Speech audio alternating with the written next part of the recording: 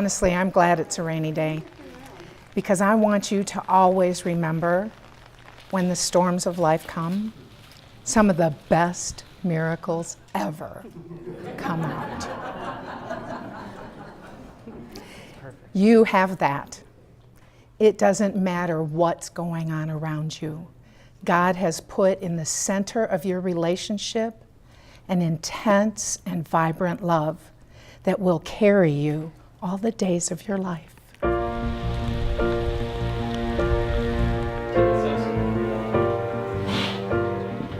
So our story goes way back to 1997. Right away, there was a connection between us. There was this one moment that I had felt like, I wanted to kiss her, and I had shared it with her, and she said no.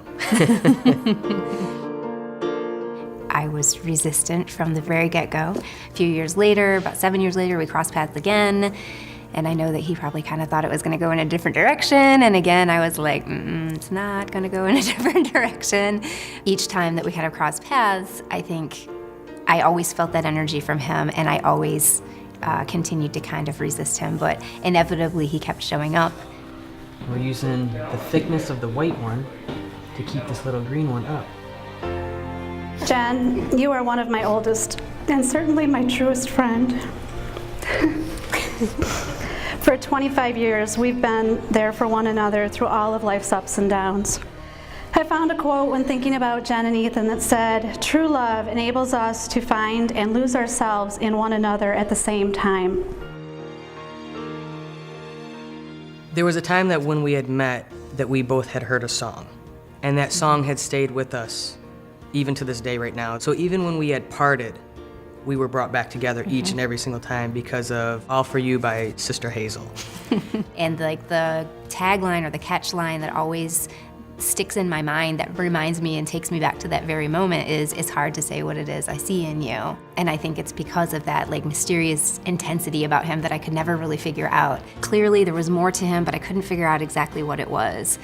Every time I heard that song, it was like how you see on TV when you see that tunnel and you're going back through time, and it would pull me all the way back to 1997.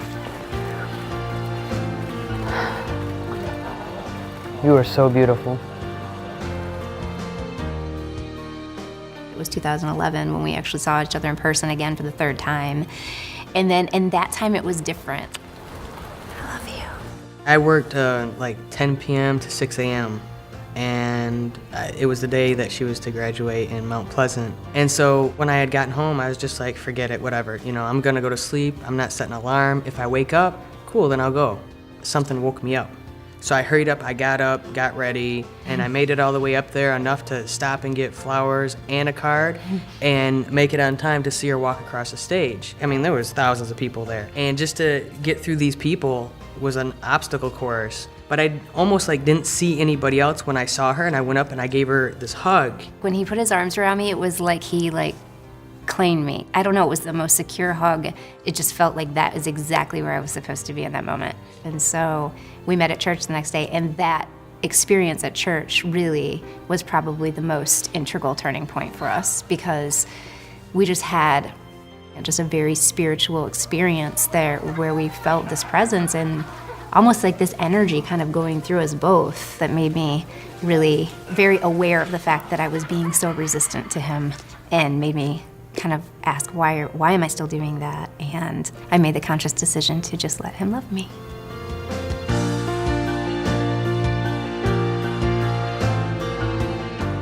Three years ago, when you told me about reconnecting with Ethan, I knew you were falling head over heels in love with him immediately. And a few months later, Ethan, when you called me to tell me you were going to propose to Jen, I knew immediately how deeply committed you were to spending your life with her. Watching you both over these few years, I have seen that you have lost and found yourselves in one another.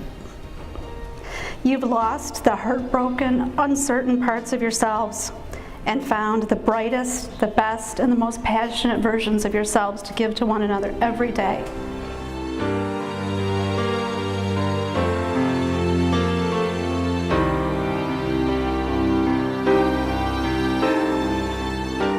You may now honor each other with a kiss.